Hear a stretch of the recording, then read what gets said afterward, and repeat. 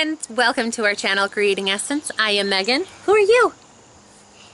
You're you, yep. Can you say Solly? Yeah. Yeah, this is Solly. Mom. Yep, I'm Mom.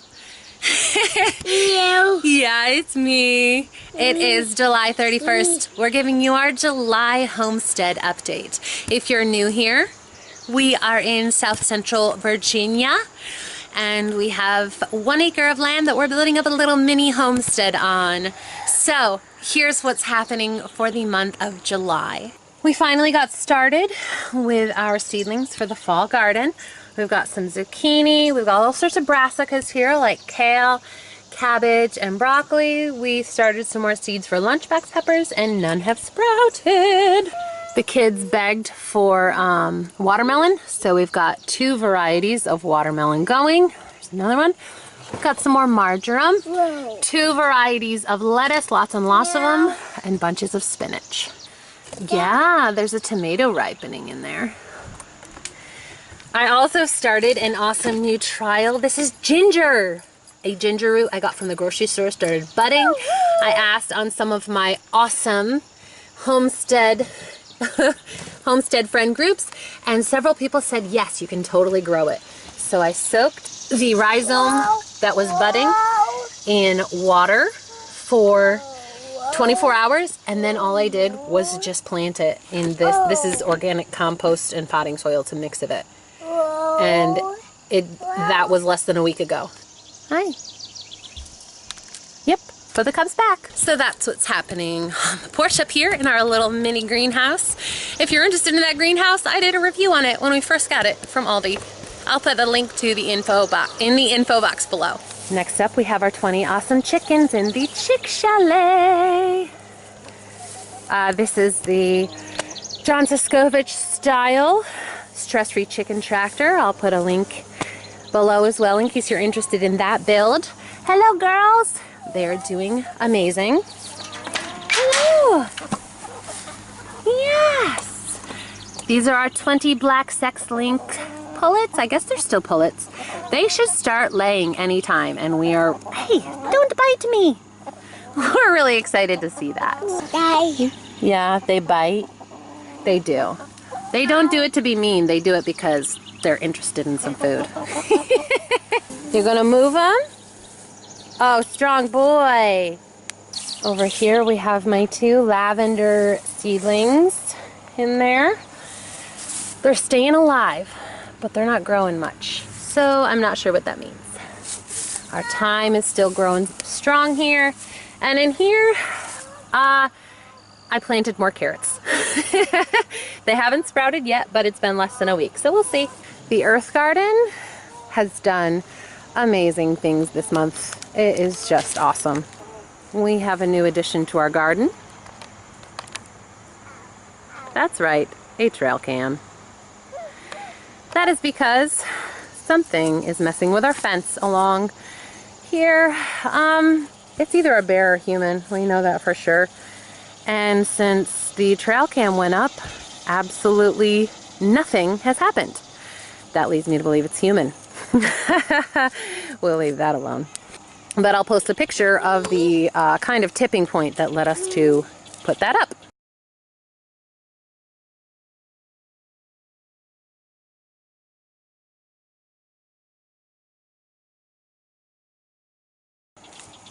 Yep, post's completely down.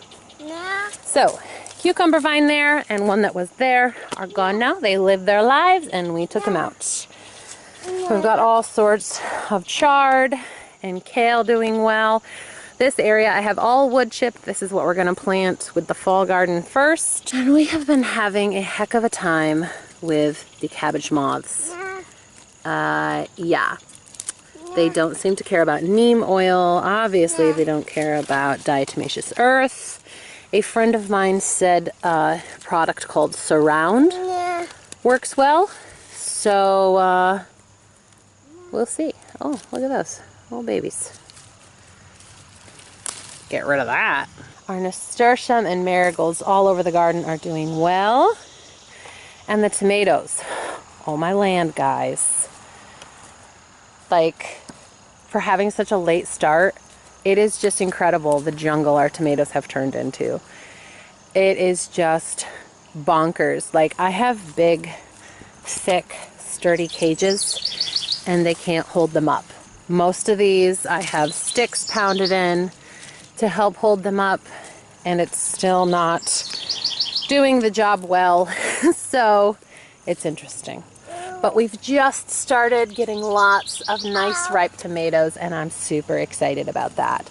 Most of our basil has been buried in the tomato jungle, so we're getting less basil than in years past, but it looks like our tomatoes are flourishing. So I guess that's a sacrifice we'll make. Hey chickens, I have a nice worm-covered Kelly for you. The chickens have proven this summer to be a fantastic little recycling center with all of our garden refuse. In the next row we have our peppers and more marigolds.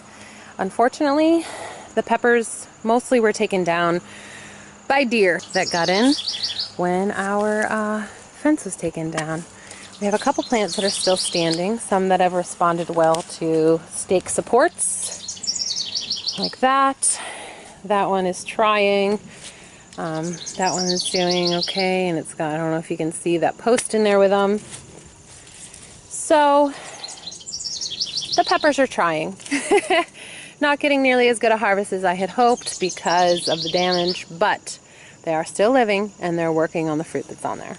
Another victim of the deer getting in are the beans. They came in and ate a lot of leaves off the tops. This poor thing was pretty well butchered.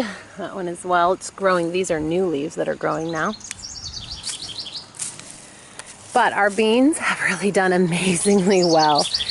The potatoes, I can't say the same. They were starting to die back, so we dug up the ones that had died back, and it was a paltry little handful of salt potatoes. So I'm not sure. This is our first year growing potatoes. But these last plants here are still going strong, so we're just gonna leave them alone and yeah, see what they do. These are a couple of volunteer plants, and I am super excited. This one looks to be our tumbler cherry tomatoes, and we could not get a single tumbler cherry tomato to grow from seed this year. They just didn't survive. So I am really excited to see that this one seems to have volunteered. And this one is a plum. I'm not sure. Last year we had Amish paste and San Marzano, so we will see what this one ends up being. This area over here is where we dumped compost this last fall, so it could be any of them. These are zinnias that we started from our seeds we saved last year, and we could not be more in love. The mix of colors, and oh, they're just beautiful. These are Ella's very special purple ones that we bought the special packet of, and 3 little plants grew from the entire packet that had filled this whole row here. So we are really excited about these, and we are going to diligently save the seeds from everything we can in hopes of getting more for her next year, because she loves purple and zinnias are her favorite. Our cilantro was sparse, but did a little bit of a thing. We've got this one, so it's kind of bolting now, but it has been crazy hot. This is our second crop of cucumbers and nasturtium. These are pickling cucumbers, and they've been all right. They're starting to not like life because we've had tons of rain. Tons of rain. And over here, along the border, all the way around this side, and along the end here, so they get the most sunlight, we planted 2 different types of sunflowers. One was the Titan, and the other was the Red Harvest, I believe it's called. I'll put it up on the screen here if that's not quite right, because it doesn't feel right. But they're both from Baker Creek, and we just really wanted sunflowers. Ours, we planted twice this spring, and nothing even sprouted. I don't know what happened, but thankfully this 3rd try at sunflowers is sprouting. So hopefully we get something from it. Onto our orchard bed here. At the end of our garden, our peach that desperately needs a mulching. Oh, isn't that pretty?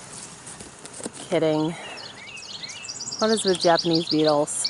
So there are a lot of theories on how to make traps for them. Tell me if you have one that is really tried and true, because these buggers are doing a number on our orchard and now Ella's zinnia. And this is our cotton. I have never seen cotton blossoms before, but oh my goodness, they are stunning. They grow in little like pods like this, and then they open up to these beautiful twisty flowers. I've never seen anything like it, and they are gorgeous. Absolutely gorgeous.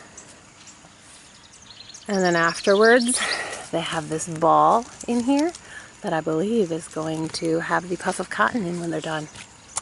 We are really excited about this cotton project.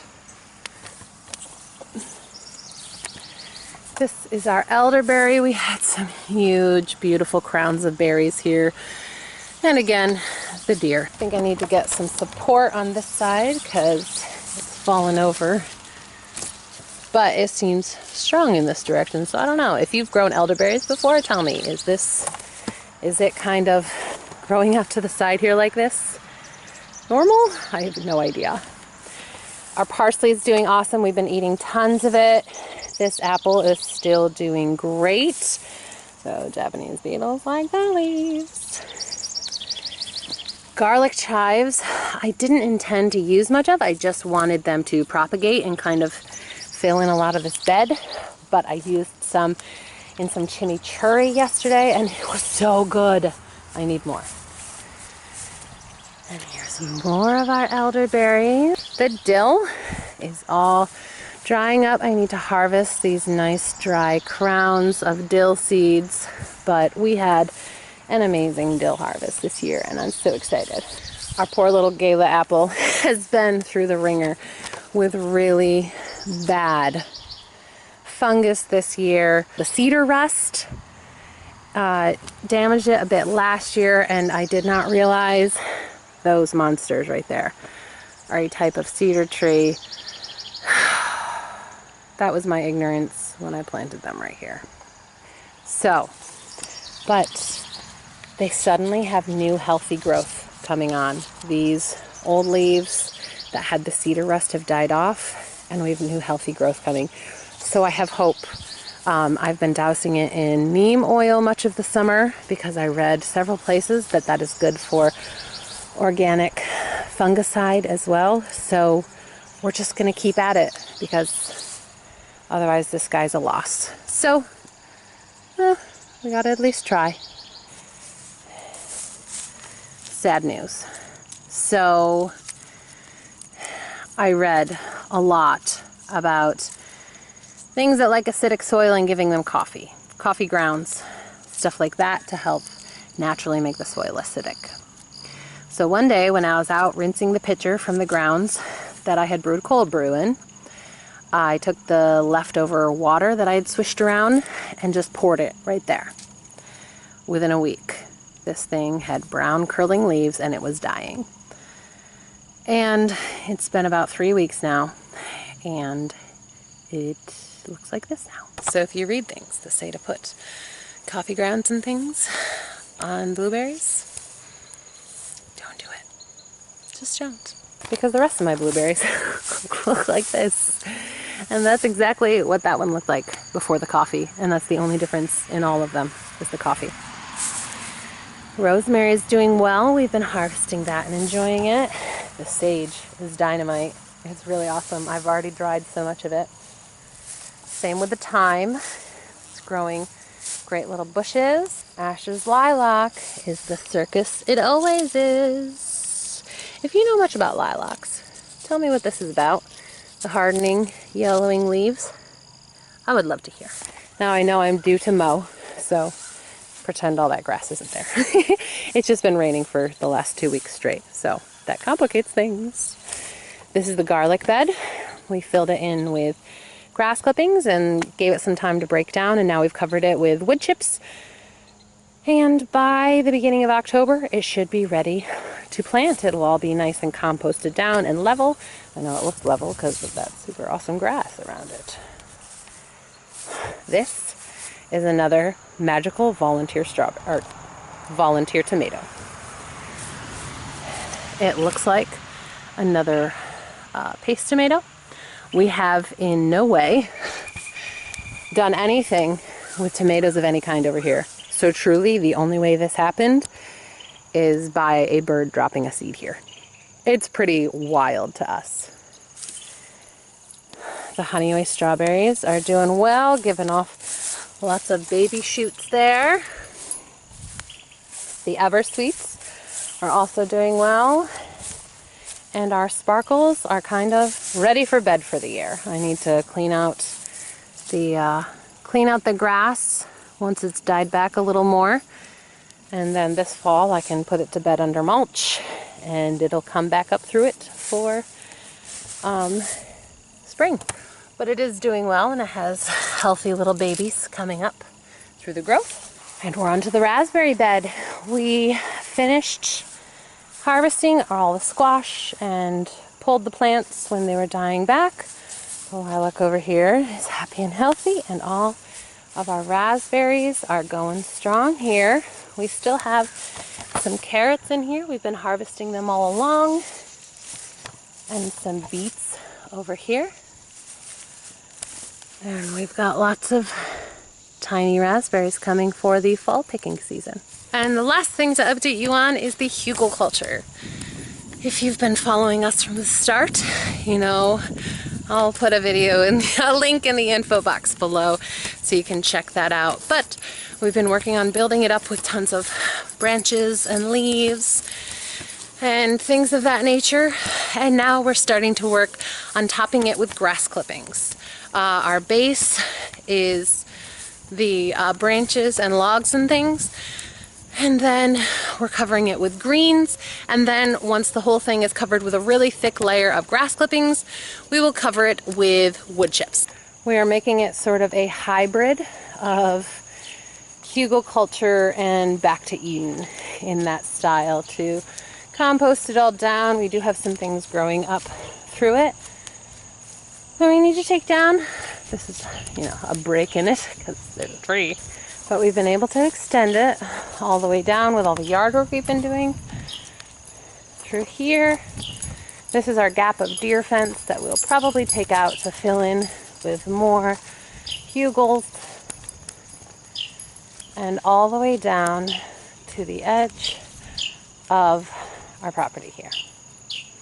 And we are excited about all that progress because now we officially can't see the neighbors' trash mounds in the woods anymore, which is super cool. Hooray. Because even when it's not on your property, when people come to a barbecue and they see mounds of trash in the woods, makes you look trashy. And that is it for the July Homestead update.